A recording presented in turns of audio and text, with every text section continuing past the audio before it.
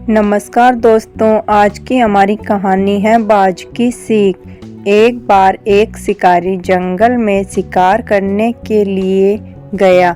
बहुत प्रयास करने के बाद उसने जाल में एक बाज पकड़ लिया।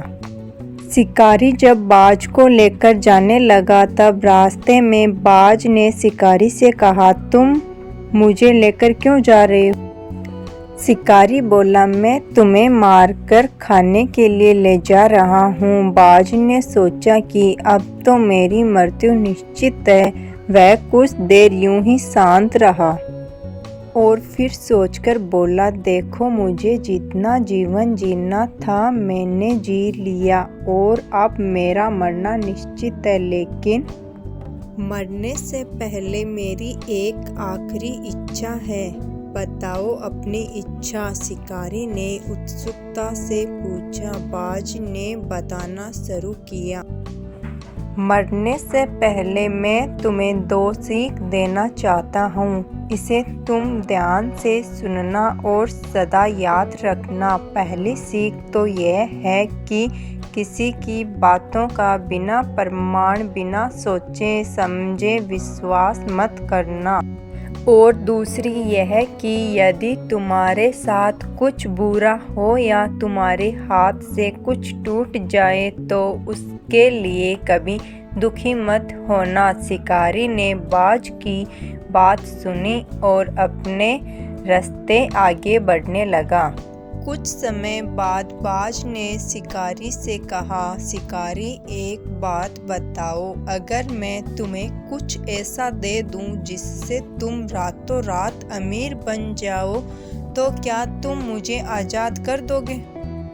शिकारी फौरन रुका और बोला, क्या है वो चीज़, जल्दी बताओ। बाज बोला, दरअसल बहुत पहले मुझे राजमहल के करीब एक हीरा मिला था, जिसे उठाकर मैंने एक गुप्त स्थान पर रख दिया था। अगर आज मैं मर जाऊंगा तो वो हीरा ऐसे ही बेकार चला जाएगा। इसलिए मैंने सोचा है कि अगर तुम उसके बदले मुझे छोड़ दो तो मेरी भी जान बच जाएगी और तुम्हारी गरीबी भी हमेशा के लिए मिट जाएगी। ये सुनते ही शिकारी ने बिना कुछ सोचे समझे बाज को आज़ाद कर दिया और वो हीरा लाने को कहा।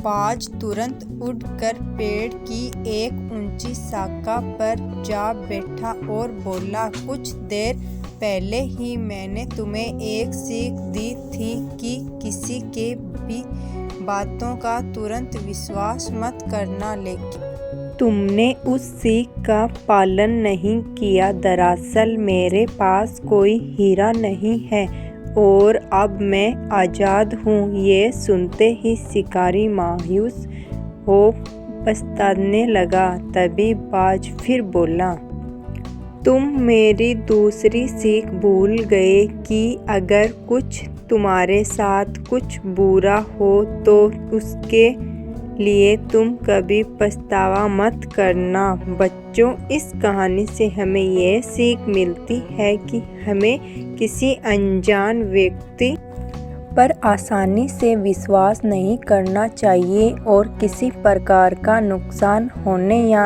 असफलता मिलने पर दुखी नहीं होना चाहिए, बल्कि उस बात से सीख लेकर भविष्य में सतर्क रहना चाहिए। उम्मीद करती हूँ कि दोस्तों मेरी आज की यह वीडियो सबको अच्छा लगा होगा। तो प्लीज़ ऐसे ही अच्छी कहानियाँ सुनने के लिए चैनल को सब्सक्राइब और लाइक ज़रूर करिए। धन्यवाद।